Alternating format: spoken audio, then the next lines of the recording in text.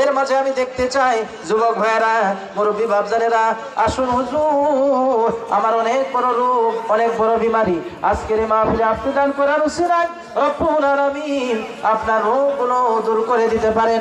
হুজুর এসেছেন, হুজুর অবশ্যই তার বরকতি জবান দিয়ে কথা বলবেন, হুজুরের হাতেও কিছু দিয়ে। বাপজান ভাইরা, এটা সাধারণ তুচ্ছ তাচ্ছিল্য কোনো বিষয় না।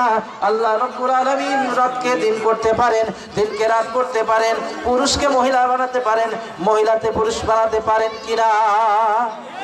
যারা বলেন ঠিক কিনা? আসেন দেখি আল্লাহর কোন বান্দা, হুজুর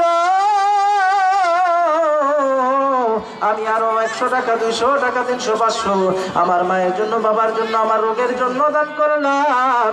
দান করলে কোনোদিন এই টাকা আপনার কিন্তু কমে না। রব্বুল আলামিন টাকার মধ্যে বরকত দিয়ে দেয়, বালা মুসিবত দূর করে দেয়। রাস্তা দিয়ে আপনি হাঁটছেন, হঠাৎ করে রাস্তায় অ্যাক্সিডেন্ট আপনি হতে পারেন, এই কি নাম